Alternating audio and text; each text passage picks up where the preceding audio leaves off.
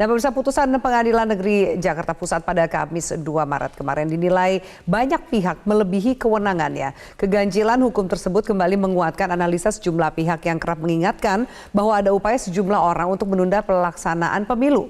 Lalu apa yang mengaitkan putusan PN Jakpus dengan upaya kelompok penunda pemilu dan seperti apa kesiapan dari tahapan pemilu sendiri? Untuk membahasnya sudah bersama kami Komisioner KPU Idam Holik dan juga pakar hukum tata negara Denny Indrayana. Mas Idam, Mas Denny, selamat malam.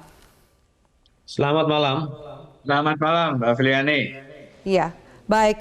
Saya akan ke Mas Idam, tanggapan dari KPU sendiri menyatakan banding, tapi ini kan diskusinya di ruang publik sudah begitu masif. Sejauh ini seperti apa pihak dari KPU menilainya?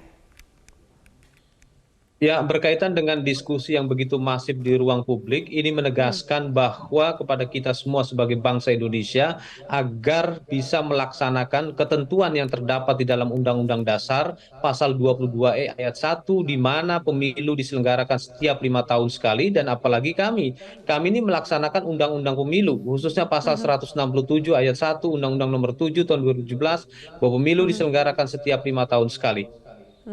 Dan sebagaimana semalam telah disampaikan oleh Ketua KPU Republik Indonesia bahwa KPU akan melakukan banding atas putusan PN tersebut. Baik, akan melaksanakan banding. Mas Denny, saya akan ke Mas Denny Indrayana. Anda mengatakan putusan PN Jakpus ini cacat karena bukan ranah hukumnya. Seperti apa penjelasannya, Mas Denny? Setiap persoalan hukum, perkara yang akan dibawa ke pengadilan, itu ada wilayahnya masing-masing. Ada yang disebut dengan kompetensinya masing-masing. Misalnya kalau kita ingin menyoal sengketa hasil pemilihan umum, itu bawanya ke Mahkamah Konstitusi. Kalau dibawa ke Mahkamah Agung, itu keliru forumnya. Kalau kita ingin menyoal sengketa proses, maka itu ada di Bawaslu dan PT UN. Di mana itu diatur di Undang-Undang Pemilu. Nah, apa yang disoal oleh Prima ini pada dasarnya adalah menyoal keputusan mereka tidak bisa menjadi peserta pemilu. Itu adalah forum sengketa proses. KPU-nya dibawa ke Bawaslu dan kalau tidak sepakat, tidak berkenan dengan putusan Bawaslu-nya, itu ranahnya forum untuk melakukan langkah hukum lanjutannya di Peradilan Tata Usaha Negara. Dua-duanya sudah dilakukan oleh Partai Prima. Nah, di dua-duanya mereka kalah. Artinya apa? Artinya sudah selesai persoalan kepesertaan pemilu untuk Partai Prima yang sudah final di forum-forum yang tersedia dalam sistem pemilu kita. Nah, mereka kemudian membawanya ke peradilan umum. Tidak bisa, peradilan umum tidak punya kewenangan, tidak punya kompetensi untuk memeriksa, menyidangkan, memutus perkara ini. Putusannya, kalaupun ada perkara semacam ini, akhirnya adalah NO. Itu istilah hukum neh aanvaardelijk. Artinya tidak dapat diterima. Belum masuk ke substansi perkara, hanya bicara tentang ini perkaranya bukan kewenangan kami, apalagi sudah diputus di Bawaslu dan di PT UN, maka kami sebagai peradilan negeri tidak berwenang. Maka kami memutuskan tidak dapat menerima. Itu artinya mereka tidak punya kewenangan. Nah, masalahnya Pengadilan Negeri memutus bahkan masuk ke wilayah yang lebih jauh, menunda. Bisa dimaknai adanya penundaan di Amar ke-5 dan lebih parah lagi. Amar ke-6-nya mengatakan ini putusan serta-merta harus dilaksanakan bahkan jika ada upaya banding sekalipun. Nah, ini sangat perdata, sangat menyimpang karena yang disoal bukan persoalan perdata. Yang disoal adalah soal pemilu yang punya kekhususan lex spesialis, aturan spesial, karena pemilu memang tidak bisa dilakukan dengan hukum acara perdata yang pasti akan memakan waktu bertahun-tahun, padahal pemilu itu harus cepat agar memang tidak terkendala Ya. hasil pemilu yang segera harus menjalankan roda pemerintahan. Baik, baik. Saya harus jeda, Mas. Ini kalau ternyata tadi Anda katakan bahwa ini bukan ranahnya ya, sangat salah, sangat menyimpang. Lalu dengan keputusan KPU untuk banding, apakah itu cara yang tepat? Nanti juga saya minta tanggapan dari KPU. Apakah KPU melihat ada indikasi upaya sejumlah pihak menunda pemilu? Tetaplah bersama kami. Ya, kita lanjutkan. Mas Dedi, saya kembali ke Anda menyambung tadi penjelasan Anda. Jika memang ternyata putusan PN Jakpus ini cacat karena dianggap bukan kewenangannya, bukan ranah hukumnya, apakah lalu langkah banding ini sudah tepat, langkah yang diambil oleh KPU? Iya, putusan pengadilan yang tidak disepakati oleh pihak yang dinyatakan kalah atau pihak yang merasa tidak sepakat dengan putusan itu, langkahnya ya tergantung pada tahapan apa. Kalau tahap tingkat pertama ya kemudian banding ke pengadilan tinggi. Kalau di pengadilan tinggi nanti ada putusan tidak sepakat juga, ada langkah kasasi. Langkah itu yang disediakan untuk melakukan koreksi. Kalau ada yang mengatakan laporkan saja kepada pimpinannya, tidak bisa. Tanpa langkah banding, putusan itu menjadi putusan yang ingkrah, putusan yang justru final. Jadi KPU punya waktu berdasarkan hukum acara untuk menyatakan kami banding 14 hari. Lewat waktu itu ingkrah, justru amarnya harus dan wajib dilaksanakan. Jadi kalau kita ingin ini tidak ingkrah dan ada peluang untuk mengoreksinya, hukum acaranya ya diikuti, dalam hal ini ya banding begitu. Tentu saja ada yang tidak membuka ruang banding. Dalam perkara Prima ini, begitu Bawaslu memutuskan, mereka punya satu langkah hukum untuk menggugat ke PT UN. Jadi Peradilan Tata Usaha Negara tingkat pertama. Sudah di situ, tidak bisa banding lagi. Itu putusan yang final di PT UN-nya. Nah, cilakanya kemudian dibawa dibelokkan ke ranah forum yang lain. Ini ibarat nanti kalau ada putusan sengketa hasil pilpres di MK yang sudah final, sudah mengikat, kemudian coba-coba dibawa ke Mahkamah Agung, kan pernah itu. Nah, tidak boleh.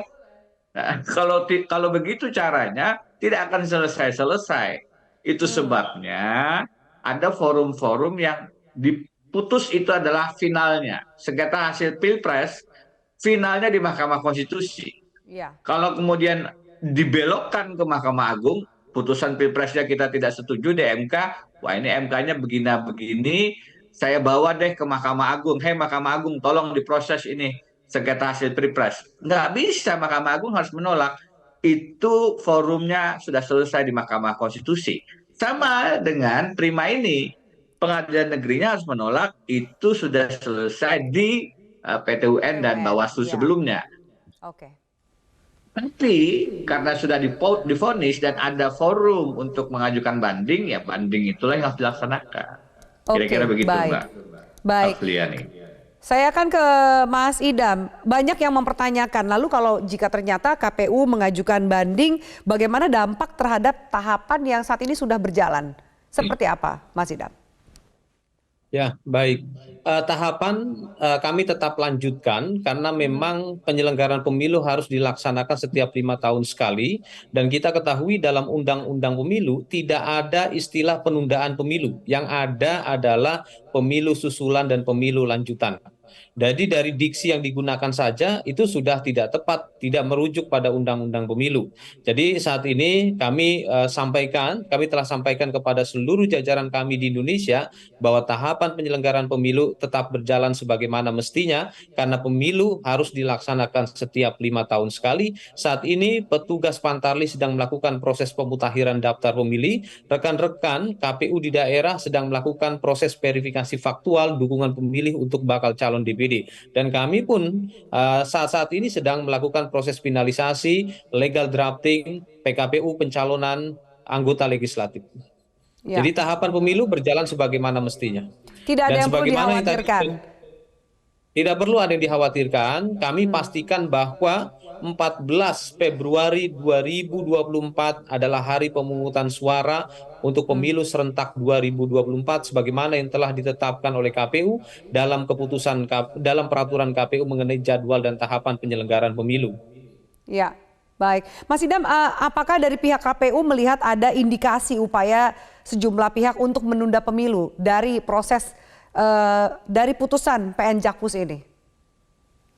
Dalam konteks penyelenggaraan pemilu, tentunya kami harus memberikan informasi dalam perspektif kepastian hukum ya Mbak. Jadi kalau tadi mungkin kami tidak punya kapasitas untuk meresponnya, yang jelas karena saat ini adalah masih dalam masa persidangan ya, persidangan. Jadi kami harus menghormati hak hukum yang dimiliki oleh partai politik yang bersangkutan. Tetapi tadi ada penjelasan yang menarik dari penjelasan Bang Denny Indrayana bahwa ini pada persoalan kompetensi ya. Kita ketahui bahwa di dalam pemilu, khususnya undang-undang pemilu, itu menjelaskan apabila ada sengketa proses, ya diproseslah di Bawaslu. Kalau sekiranya di Bawaslu tidak puas, maka diajukanlah ke PT UN sebagai lembaga pengadilan yang menyelesaikan sengketa proses, ya bukan dibawa ke lembaga pengadilan lainnya. Jadi yang jelas ini mungkin selama perjalanan pemilu di Indonesia, ya baru kali ini terjadi. Tidak hanya ketentuan dalam perundang-undangan pemilu yang diabaikan, tetapi juga bahkan sudah mengarah pada ketentuan yang terdapat di dalam Undang-Undang Dasar. Oke, baik. Mas Denny, ada mau Anda tambahkan dari penjelasan atau jawaban dari Mas Idam Holik tadi sebagai Komisioner KPU? Ya, memang putusan ini ibarat main bola, kipernya melakukan blunder ya. Hakim-hakim ini melakukan kesalahan yang basic dan mendasar. Itu menimbulkan pertanyaan, karena ini Jakarta Pusat yang harusnya punya kompetensi, punya kapasitas yang di atas hakim-hakim rata-rata nasional. Dia mestinya hakim-hakim terpilih untuk duduk di Jakarta Pusat.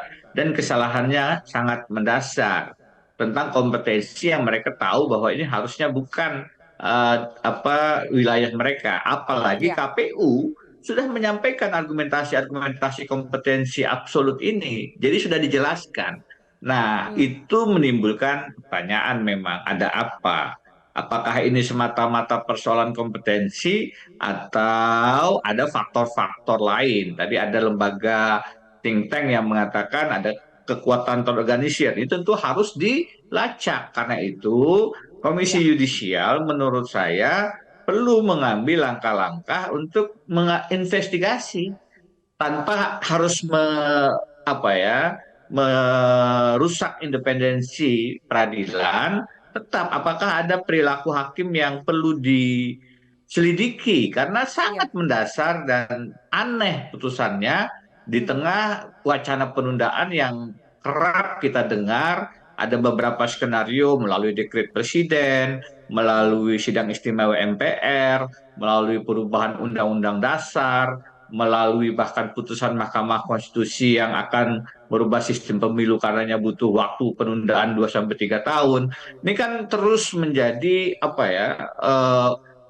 sesuatu yang bergulir dan tiba-tiba muncul putusan yang cacat, aneh bin ajaib, blunder begini. Menurut saya tidak bisa dibiarkan. Di samping langkah banding yang dilakukan oleh KPU, perlu langkah memeriksa perilaku etika majelis hakim kenapa menerbitkan menerbitkan putusan yang sedemikian keliru, blunder, salah secara mendasar.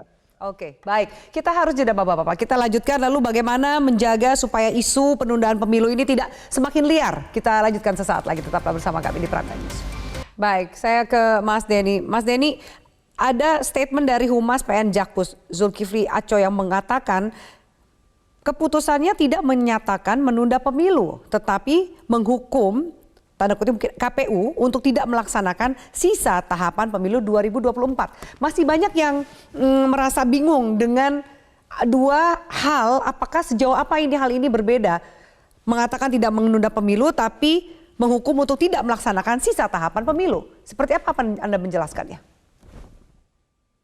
Ya, itulah penjelasan dari Humas ini makin membuat kita mengernyitkan kening begitu.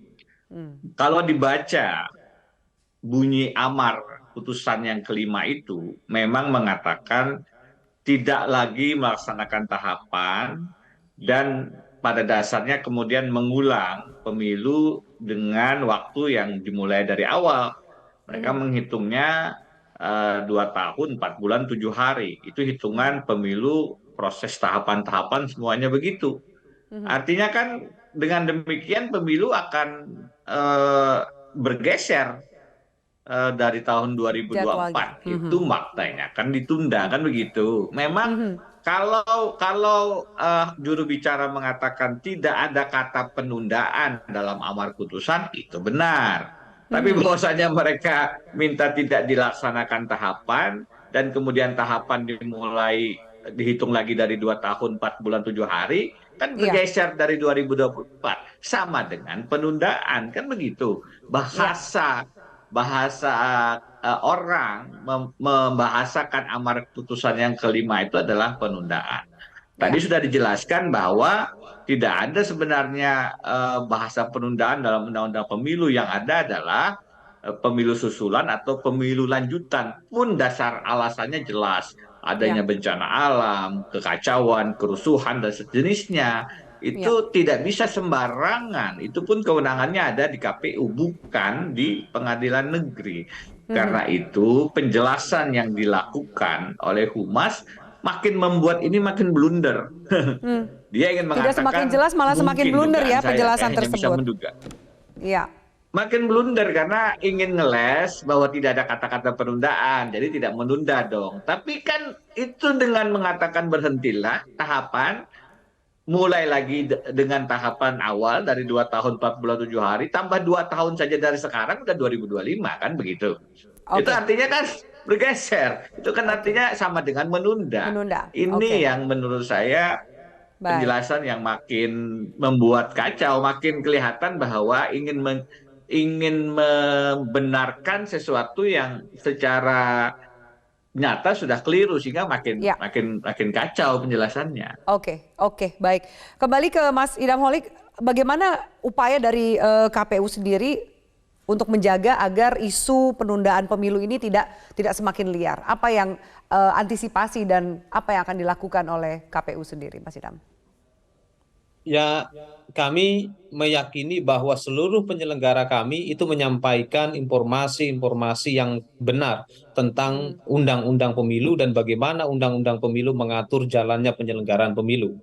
Dan kami juga berterima kasih kepada rekan-rekan media selaku The Guardian of Democracy, ya, yang selaku penjaga demokrasi ini telah menjalankan fungsi-fungsi jurnalistik sebagaimana yang diatur dalam Undang-Undang Pers, karena memberikan pencerahan, memberikan edukasi politik kepada masyarakat ini juga bagian penting untuk merawat demokrasi yang sehat ini. Ya.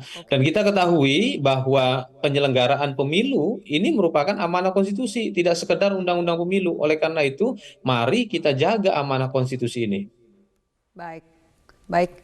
Kita jaga bersama-sama amanat dari konstitusi ini, setiap stakeholder yang berkaitan. Terima kasih banyak Mas Idam, Mas Denny untuk penjelasan dan diskusi kita yang menarik pada malam hari ini. Salam sehat selalu.